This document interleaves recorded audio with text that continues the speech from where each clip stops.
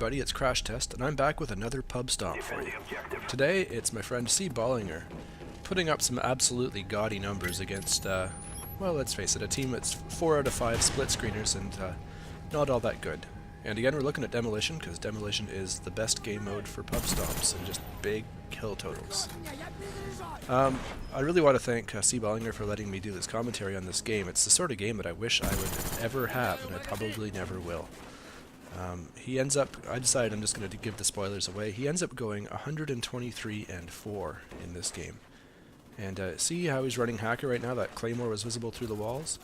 It's little things like that. I mean, it's not the 121 kills that's the most impressive, but to go 121-4, you need to not die in little ways like running into Claymores, and you know, it's the little things in this video that are really unbelievable. You see some people like Sandy Ravages and other guys rushing around like crazy, like just beating everybody at close range with a spaz and relying on quick gameplay and reflexes and everything to win, but you know, cBollingeR here is winning in a way that a lot of people could replicate. He's using a lot of cover, he's being sneaky, he's moving around, he's using some good choke points there on the left and then another one on the right there to you know, really take advantage of knowing the enemy spawn and to keep them really hemmed in the entire way. So here we are, we're barely a minute and a half into the game and he's already got his first chopper. And I hope you like chopper footage because there's an awful lot of it here. I've sped it up, but man, oh man. I don't know how many opposing teams they go through, but it's got to be quite a few. Anyway, I've already talked plenty about how pub stomps work and the do's and don'ts in my last video. I just want to thank everybody for sending me some gameplay to put up. I've got a lot of submissions in the last little while. I'm backlogged 3 games right now. I'm getting them out as fast as I can. And you know, I really appreciate it. This is good stuff. You guys are sending me some great material that I can use to grow my channel with, and I just want to let you know that I appreciate it. The biggest news for me right now is last night I just put up CrashtestForum.com. The idea is that with a lot of people, especially for dual commentaries, I needed a way to be able to share files with those guys, so I can, you know, get their unedited video and give them my unedited video in a fairly easy way, so that we can look at them, watch them at the same time, cut and edit them together, and you know, just have a way of doing dual comms properly. Because otherwise, it's pretty difficult. I mean, if you're going to do a dual comm, you both got to be watching the video at the same time, and how else are you going to do that? You can put it on YouTube, but then it's a lot easier this way. But I figured while I was putting it up, why just put up, you know, a way of sharing files when I could put up a proper little forum? So we'll see if anybody uses it, but it's a full-out forum. I've got some spawns and some cutoffs and flag routes and basically some of the information I've already put forward in my videos. I've got it there in written form. I'm going to be putting up, you know, I have this idea to put up kind of top-down views of all the maps with overlays showing where the spawns are for the different game modes and what the best routes are and what the choke points are, and so you can sort of use checkboxes to say which of the different things you want to see for that map. And I could see that getting really cool, especially as you know, we add more and more layers to that. Also got a place on there where we can set up scrims. I would like to be able to do more scrims with people, but it's, you know, right now I'm doing it in kind of an ad hoc way. I'm doing it by talking to people on YouTube or on PSN, and it's really hard to type on PSN. So I figured a place where people can go to set up scrims with their Game Battles friends would be a pretty good idea too. Anyway, if people use it, that's great. If people don't use it, I won't be offended. It didn't take me all that long to put up. It took about 4 or 5 hours to get the whole thing up and cost me a grand total of $11, so not a huge deal. But I do encourage you to go check it out, CrashtestForum.com. So, I wanted to give you guys something interesting to think about. This is actually not my first time going on YouTube. I actually have got a video on YouTube with 167,000 hits. It isn't me playing Black Ops or commentating Black Ops or even doing anything remotely close to this. If I can get to 25 subscribers, I will tell you what it is, and I will give you a link to it. It is maybe a little embarrassing, but maybe not. All depends on how you look at it. So, yeah, 25 subscribers, you will see my big hit on YouTube. So I want to continue a thought that I had in my last gameplay. I was the gameplay ended right in the middle of my thought about being the oldest guy I play with. And I thought about it a little bit. I'm actually not quite the oldest guy I play with. another friend of mine, Fetz, is about the same age as me, and we're in a similar place in life, although he's already got children and I don't.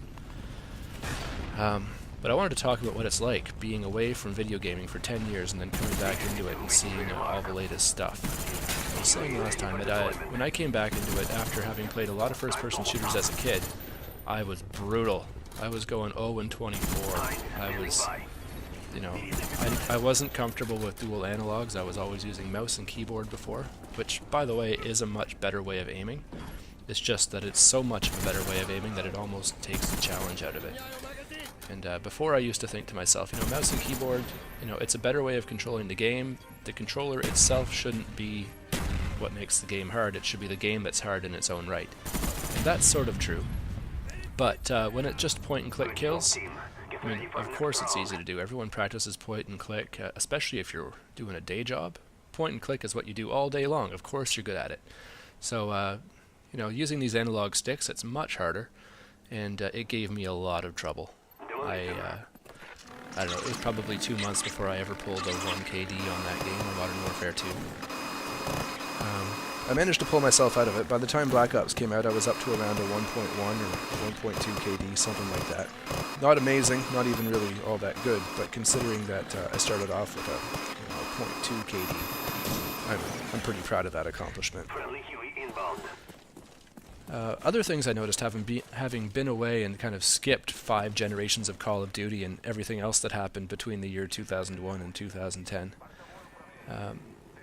The games that, well, I played a lot of Halo as well, and I don't know, the games got a lot better looking, obviously, but also they got away from the sci-fi thing. You know, it used to be that most of the first-person shooters were making no effort at all to be realistic, which is good. I mean, it's a game, it's not a simulator.